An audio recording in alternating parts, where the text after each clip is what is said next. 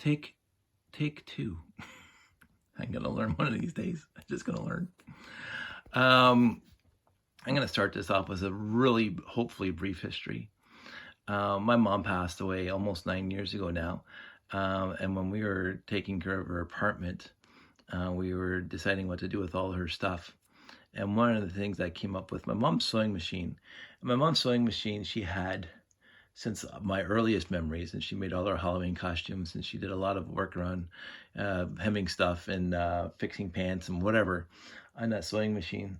She even, at the end, before she passed away, she made us cushions for our trailer, and she sewed up drapes for our camping trailer. So I was very fond of that sewing machine, but it was a very old sewing machine, and you can go to the store now and buy a new sewing machine that does basically everything. You don't have to worry about hardly anything. They're easy to use. The older sewing machines are difficult to use. So, but I didn't want to throw it out. Nobody wanted it, so I actually kept it, and I put it in storage in the basement for a while, for a couple of years, and then one day I just decided to pull it out and try to see if I could sew. I never sewed before in my life. So I looked up a couple of YouTube videos of how to, fill up a bobbin and blah, blah, blah, and how to actually sew. And I actually loved it. I actually loved using my mom's sewing machine. And so I made a couple, cases, and I sewed up a bag for my GoPro, and I made a whole bunch of stuff, actually. And I really enjoyed that. And people kept on saying, oh, if you go get yourself a new sewing machine, you can do all that a lot easier. And I said, it's my mom's sewing machine that makes it worth me sewing. If I wasn't using my mom's sewing machine, I'm not going to sew. I'm not interested in sewing. I'm interested in sewing on my mom's sewing machine. So I still have that. It's in the closet over there. But just a week or so ago, my cousin calls me up one day, and she goes, oh, Dave, I know, you're probably the one person in the family that would appreciate this. I have Oma's sewing machine, and Oma's for an Oma for you non-Dutch people is grandmother. My grandmother, in Dutch we call her Oma. My cousin Kathy had her sewing machine, and she says, "You're the one person in the family that would appreciate this, and I'm downsizing because I'm moving. Do you want it?" And I said, "Sure." Sight unseen. I didn't even know what it looked like. I assumed that was relatively old. But until I picked it up yesterday, I had no idea how old it was. And so we get it home, and then I start looking at it. So Gritzner, I'm going to say Gritzner. That's the English way of pronunciation. I'm sure there's a Dutch way of pronunciating this. So I looked it up, and there was a company called Gritzner, started in 1880 something, whatever. And they made sewing machines. And I think, I didn't read too many details past this sewing machine, but I think Singer bought them. But Gritzner was around from 1880, and I found out this specific model. Here's Oma's sewing machine, the whole thing. The specific model, because it actually has a serial number on it, and it's in the 3 millions. So this specific model is made in 1925. Now, whether or not Oma and Opa bought this in 1925, because they were married at the time and they already had a few kids, if I know correctly, my dad was born in 40, so probably 25, Uncle Albert was around. So they had this sewing machine in 25, or the sewing machine was made in 25. Now, whether or not Oma and Opa bought it new at the store or they got it used, I don't know. But they had it. And they actually had it in Holland, because I heard the story that my Oma and Opa, my grandma and grandparents, my grandma and grandpa brought the family over right after World War II in 1948. They came across on a boat to Halifax, I believe, and then took a train to Stony Creek, Hamilton, where they settled. So that's 1948. And Oma, I was told, packed it up from their house in Holland and brought it with them on the boat. So I guess they had storage. They had a big bin of stuff or luggage, and she brought the sewing machine from Holland to Canada in 1948. So they've obviously had it before 1948. So I'm thinking they had it at least since the 30s, because, they had kids and whatever. So Oma brought this over in 48, and then she passed away in the early 70s. And I think, and again, I don't know this for sure, I would imagine Oma basically went through the entire house and wrote names on little stickers, little pieces of paper, and put them on every piece of furniture, every whatever plate, for her 8 kids. And so I would imagine this one went to my Uncle John. And so my Uncle John gave it to my cousin Kathy when Kathy moved out into her own place. And now Kathy called me up and says, do you want it? Obviously I have it, so I guess I do want it. So that's how it came to me. So this thing, 1925, so I mean, in 4 years, it's going to be 100 years old. So that's impressive. I have Oma's old chair upstairs. I don't know if I ever did a video on that, but I have a chair that Oma bought when she came to Canada. It's a lounge chair. It's a comfy chair, but it was an antique then when she came to Canada in 48. And Dad keeps on reminding me, they paid $2 for it. So I have that chair. When I moved out, Dad let me keep the chair because it was in our house when I was growing up. And I always sat in it and read books in it. And so I have that upstairs. Actually, it's in Josh's room right now. It's in underneath his loft bed. And he loves it. He sits in it. So that chair is well over 100 years old. And I also have on my mom's side, I have our dining room table that we're using as a dining room table right now is the dining room table that my great-grandmother had. And we dated that table to the 1880s because it had handmade square nails holding it together, and the wood that's in it, and blah, blah, blah. So we're thinking around 1880 that table was built. My mom remembers it. My Aunt Myrna, my oldest aunt, remembers it when they were little kids.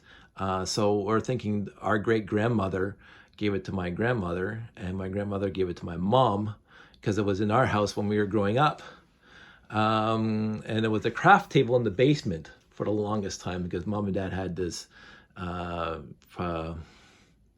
dining room table for the family that they got as a wedding present. But I think we got the solid oak table from 1880. Mom had it when I was growing up, and it was in her house, and now it's in my house. And now it's back to being a dining room table. So now this is the third piece in the house that's from family. It's actually younger than the table or the chair, but it's relatively, we'll say, in the grand scheme of things, almost 100 years old. It's going to be relatively close. It's closer to those two things than it is to me in age. So anyway, I couldn't be more excited to have this thing. What's really neat is it does work. So this thing does spin. This thing goes up and down. I think it needs a little grease. I think it's a little dry. And so what happens is that you're supposed to press on this pedal here. Let me just spin the wheel for a second. So this thing just works flawlessly. And it's supposed to have a little belt that comes up and comes through these holes here and then loops over this little pulley here and it spins this thing, right? So that's what happens there. And then this thing is like every other sewing machine, goes up and down. Now what's really cool, and this is because I'm just used to my mom's sewing machine because I'm no sewing machine expert at all. This is the bobbin on this thing. So this is like a bullet, and this thing goes right into here like that. And then this thing just goes back and forth, right? So that's how this bobbin works, which is really kind of cool. And the actual bobbin itself looks like that. There's a couple spares in here, and to fill them up, this thing goes, there we go. This thing goes in here like that.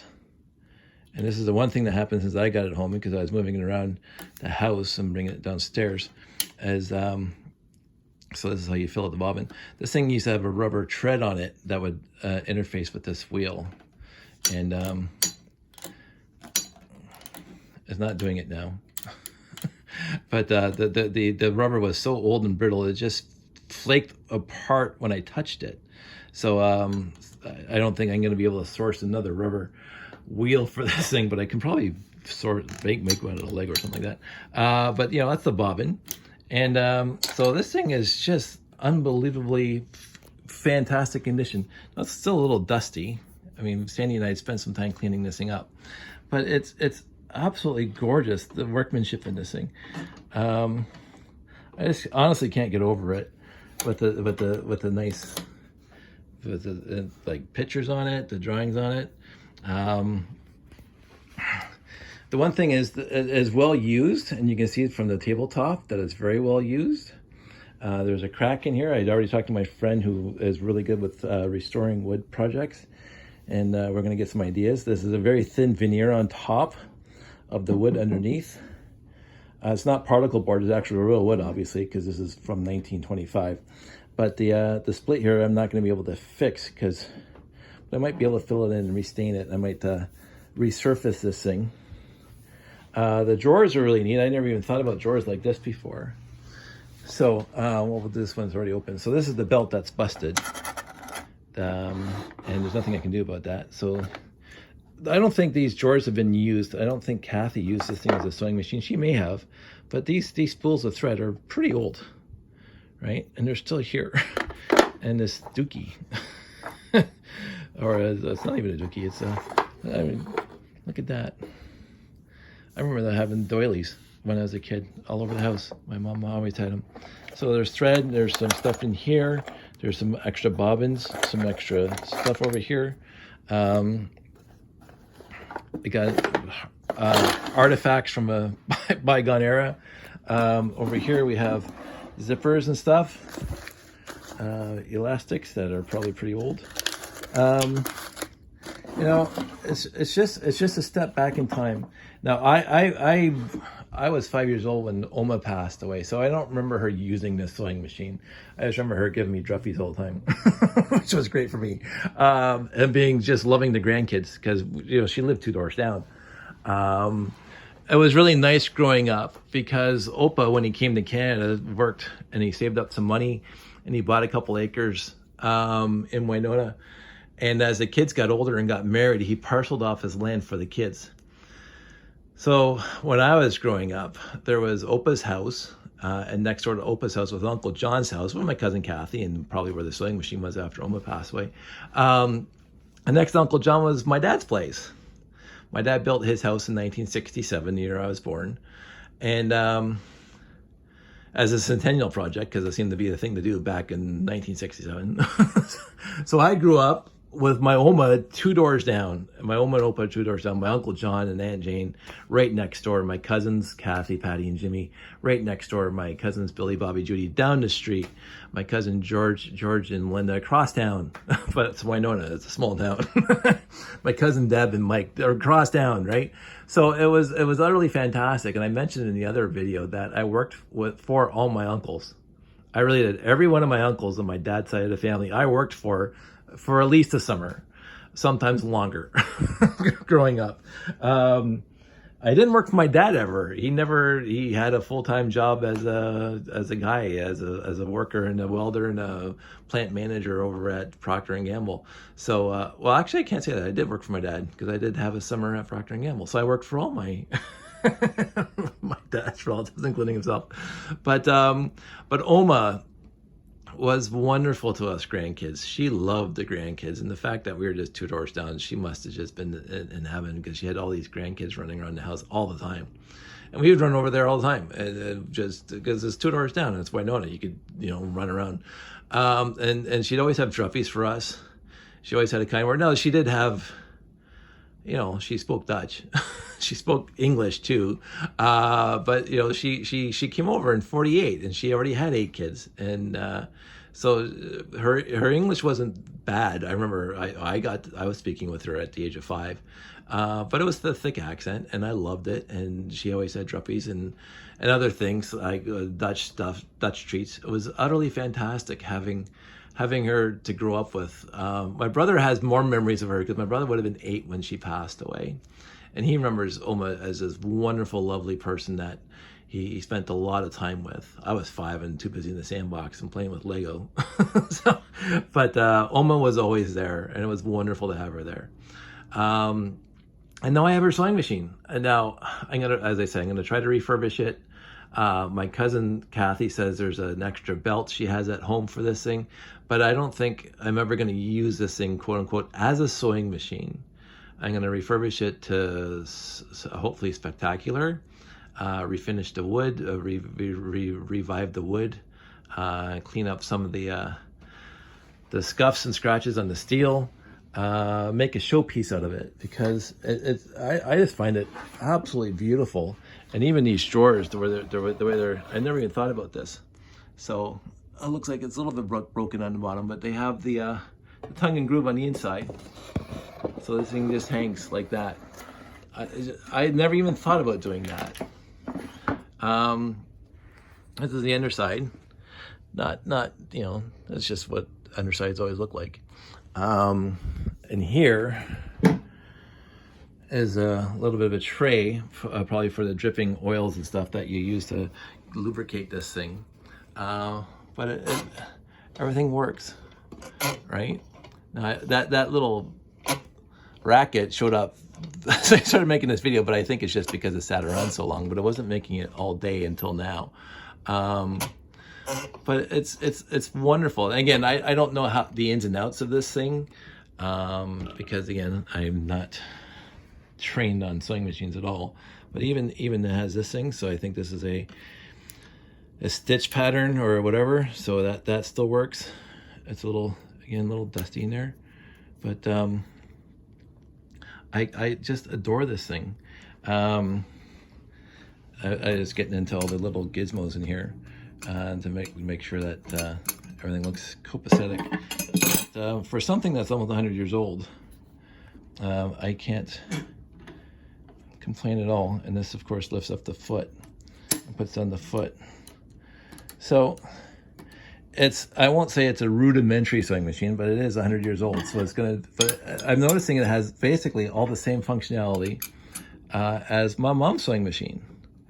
You know, different kind of bobbins and stuff, but it's got the same, exactly the same premise as my mom's, which I think is fantastic. Anyway, I think that's enough about the sewing machine. I'm going to probably in the springtime start working on the wood outside, make it pretty again. But it does look, well, there's a Dutch word, gezellig. It looks very comfortable. It looks like it's been well used by a loving family. It doesn't look beat up at all, which is utterly fantastic. All the parts and pieces except for the belt and the rubber wheel are here, and it looks like everything's functional. And that's the way Oma worked. She always took care of things, and she took care of us. She took care of, my dad says, she took care of all the kids that she had. She took care of the grandkids as she could. And I love her for it. And now I have this memory here sitting in the house, and I absolutely adore it. So that's enough. You guys all take care, stay safe.